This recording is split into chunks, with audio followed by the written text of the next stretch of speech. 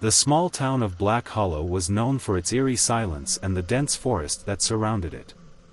The townsfolk lived simple lives, but they all shared a common fear: the forest. It was said that the forest was alive, that it whispered to those who dared to enter, and that those who listened too closely never returned. It was a cold, moonless night when Eleanor Carter arrived in Black Hollow. She had inherited her late uncle's old house on the edge of the forest, a place she had never visited before. The house was a crumbling Victorian mansion, its windows dark and lifeless, its walls covered in ivy that seemed to pulse faintly in the dim light of her car's headlights. Eleanor stepped out of her car, the gravel crunching beneath her feet. The air was thick with the scent of pine and something else, something metallic, like blood. She shivered, pulling her coat tighter around her. The town had warned her not to come, but she had dismissed their superstitions. Now, standing in the shadow of the house, she felt a chill run down her spine. The key turned easily in the lock, and the door creaked open to reveal a dusty, dimly lit foyer. The air inside was stale, and the floorboards groaned under her weight as she stepped inside. She flicked the light switch, but nothing happened. The electricity must have been turned off. She sighed, pulling out her flashlight and shining it around the room. The house was filled with old furniture covered in white sheets, giving the impression of ghostly figures lurking in the shadows. The walls were lined with portraits of stern-faced men and women, their eyes seeming to follow her as she moved. She shook off the feeling of being watched and made her way to the staircase. The stairs creaked loudly as she ascended, the sound echoing through the empty house. She reached the top and found herself in a long hallway lined with doors. The first door she opened led to a bedroom, its walls papered in a faded floral pattern. The bed was neatly made, but the air smelled of mildew and decay. She set her bag down on the bed and began to unpack, trying to ignore the feeling of unease that settled over her like a heavy blanket. As she worked, she heard a faint sound, a whisper, so soft she almost thought she had imagined it. She froze, listening intently. The sound came again, this time louder, more insistent. It was coming from the hallway. Eleanor stepped out of the room and into the hallway, her flashlight casting long shadows on the walls. The whispering grew louder, more urgent, but she couldn't make out the words. It seemed to be coming from the end of the hallway, where a large, ornate mirror hung on the wall. She approached the mirror slowly, her heart pounding in her chest. The whispering grew louder, more frantic, and she realized with a start that it was coming from the mirror itself. She shone her flashlight on the glass, but instead of her reflection, she saw a dark, swirling void. The whispering became a cacophony of voices, all speaking at once, their words overlapping and incomprehensible. Eleanor stumbled back, her flashlight slipping from her hand and clattering to the floor. The voices stopped abruptly, and the mirror was just a mirror again, reflecting her terrified face. She grabbed her flashlight and ran back to the bedroom, slamming the door shut behind her. She spent the rest of the night huddled on the bed, too afraid to sleep. The whispering didn't return, but she could feel the house around her, alive and watching. She knew then that the townsfolk had been right, the forest was alive, and it had claimed the house as its own. The next morning, Eleanor decided to explore the forest.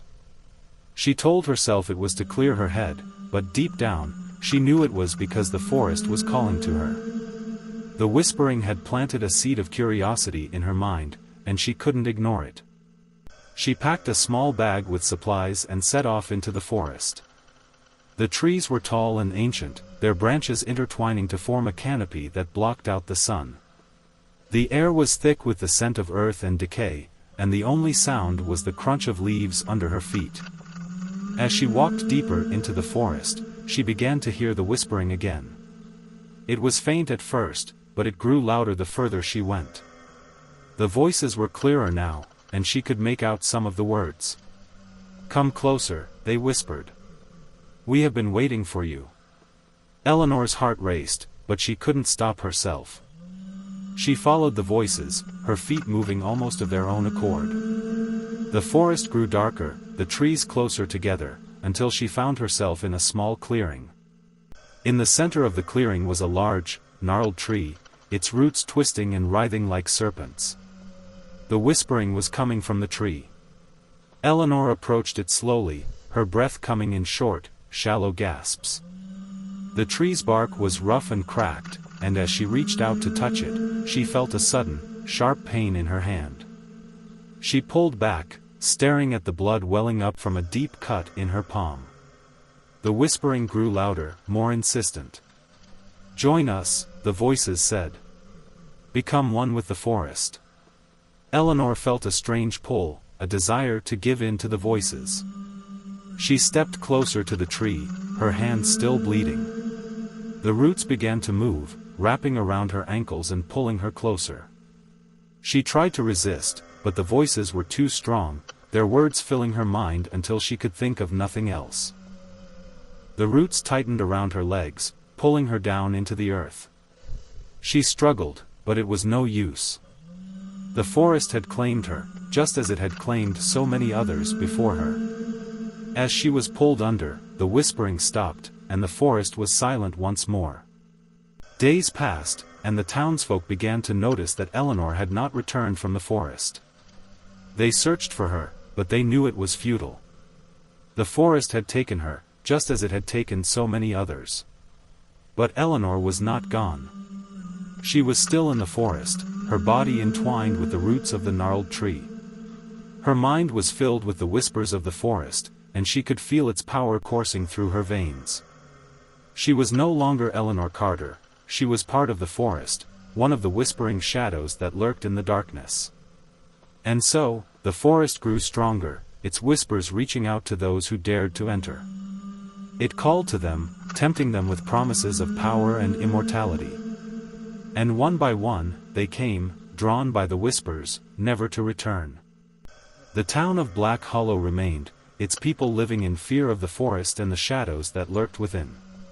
They knew that the forest was alive, that it whispered to those who dared to listen. And they knew that one day, the whispers would call to them too. But for now, the forest waited, its shadows growing darker, its whispers growing louder. And in the heart of the forest, the gnarled tree stood, its roots twisting and writhing, waiting for the next soul to claim. The town of Blackthorn Hollow had always been a stain on the map, a place travelers circled warily with their pens. It wasn't marked by ruins or plague, it was too alive for that. The pines around it grew unnaturally tall, their needles black as oil, and the mist that clung to the valley never lifted, even at noon. The townsfolk called it protection. Outsiders called it a warning. Clara Mercer called it home, though she hadn't set foot there in 20 years. Not since her mother bundled her into a rusted pickup truck one October night, whispering, "Don't look back, don't ever look back," as something heavy and wet thudded against the tailgate. Now, her mother was dead. A stroke, the doctor said, though the note clutched in her stiff hand told a different story. It was written in the frantic script of someone running out of time, *, Clara, it's in the walls. It knows I sent you away. Finish what I started. Burn the roots. * beneath that, a single address, 37 Crow's Nest Lane. The house Clara had dreamed about for 2 decades, its windows always glowing with a light that wasn't fire. The road into Blackthorn Hollow wasn't paved anymore. It devolved into gravel, then dirt, then something spongy and dark that swallowed her rental car's tires. The trees here were wrong. Their trunks twisted like braided rope, and the branches didn't sway, they twitched, as if plucked by invisible strings. Clara's phone had died an hour ago, the GPS freezing on a looping, glitched image of a woman standing in the road, her face a blur of pixels. She'd rolled right through it. The town hadn't changed. Wooden storefronts leaned like rotten teeth, their signs bleached of color. The butcher shop still displayed the same fly-blown stag head, its antlers strung with cobwebs and tiny bones. But there were no people. No curtains twitched as she passed. The only sound was the wind hissing through the pines, a sound like static, or whispering. She found Crow's Nest Lane at the edge of the woods. The house was worse than her nightmares. 3 stories of sagging Victorian gloom, its paint blistered into leprous patches. The garden was a thicket of thorns, their stems studded with what looked like animal teeth. And the smell, rotten honey, cloying and sweet. Clara's boots sank into the porch steps, the wood groaning like a living thing. The key from her mother's safe deposit box fit, but the door swung open before she could use it. Inside, the air was frigid. Wallpaper peeled in long strips, revealing black mold beneath, its patterns disturbingly symmetrical, like veins. Clara's breath hung in front of her, and in the fog, she saw shapes, small ones, child-sized, skittering along the baseboards. The note had said, "Burn the roots," but her mother hadn't left a map. She climbed the stairs, each creak a knife's edge, and found the nursery. The crib was still there. Splintered, the mattress stained brown. Above it, the wallpaper showed a faded mural of a forest, the trees clawing toward a full moon. Except the moon wasn't painted. It was a hole, punched through the wall, and inside it, something glistened. Clara reached in, her fingers brushing cold, damp wood, the back of a painting, and then the house moved. A shudder ran through the walls, the floor bucking like a spooked horse. She fell, her arms sinking wrist-deep into the wall. It wasn't plaster. It was fibrous, pulsing, and warm. She wrenched free, her skin streaked with a sap-like substance that reeked of copper. Downstairs, the front door slammed. Clara froze. Footsteps echoed, slow and wet, followed by a sound that defied place, a wet, guttural clicking, like a throat trying to form words without a tongue. It climbed the stairs. Asterisk thud. Squelch. Click, asterisk. She scrambled into the hall closet, pulling the door shut as the thing reached the landing. Through the slats, she saw it. A human silhouette, but stretched, its limbs too long, fingers brushing the floor. Its head was a mass of writhing shadows, except for the eyes, 2 pinpricks of jaundiced yellow, scanning the hall. It paused outside the closet. Clara's lungs burned. The doorknob twitched. Then, a voice. "Human. You shouldn't be here." The thing hissed, retreating. Clara waited an eternity before stumbling out, where a gaunt old man stood holding a kerosene lantern. His eyes were milky with cataracts, but he stared directly at her. "Elias Whittle," he rasped. "You're Ellen's girl. Looks just like her. Same smell, too." He grinned, revealing gums studded with iron nails. "It's been hungry since she left." Elias led her to the root cellar, refusing to speak until they were deep underground. The walls here were webbed with thick, ropey roots, each as wide as a man's thigh. They throbbed faintly, a sound like a heartbeat.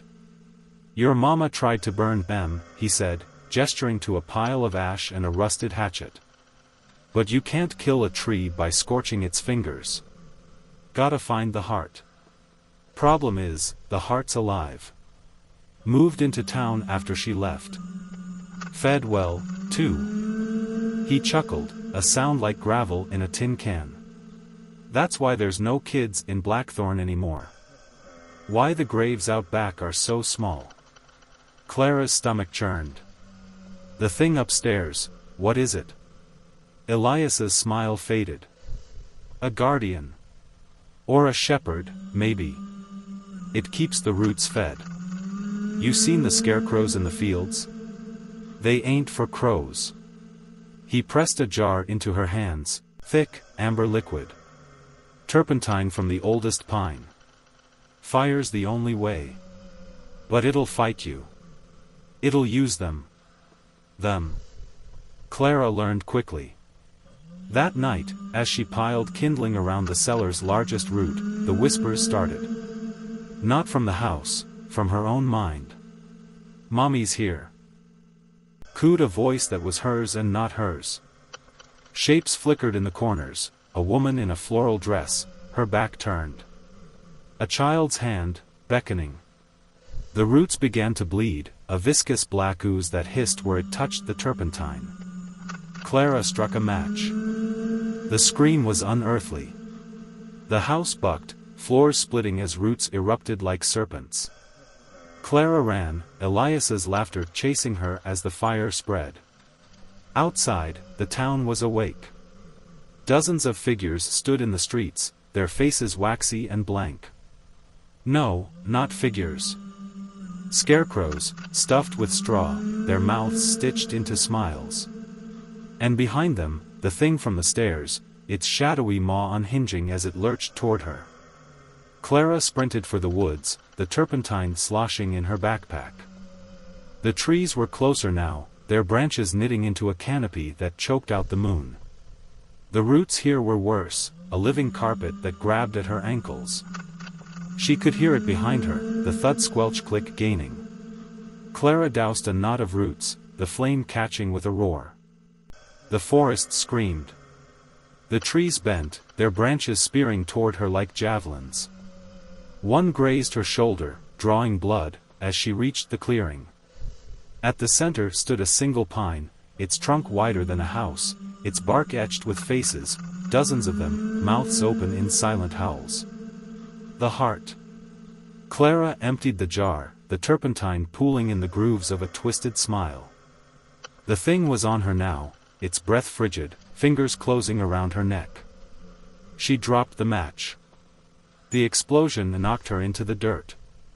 The thing wailed, its form unraveling into smoke as the tree burned, the faces melting like wax. Clara crawled away, the fire spreading hungrily. Around her, the scarecrows burst into flame, their straw bodies igniting with human-like shrieks. She didn't stop until she reached the car, the valley glowing orange behind her. The doctors said it was carbon monoxide poisoning. Hallucinations brought on by trauma. The police found no town, no ashes, just a nature preserve, dense with pines. But sometimes, when Clara closes her eyes, she hears it. The static whisper of the woods. And in her dreams, she's back in the nursery, the wall hole gaping wide, roots spilling out like veins. They pulse around her, and somewhere in the dark, a familiar voice giggles. Asterisk, you missed a spot. Asterisk.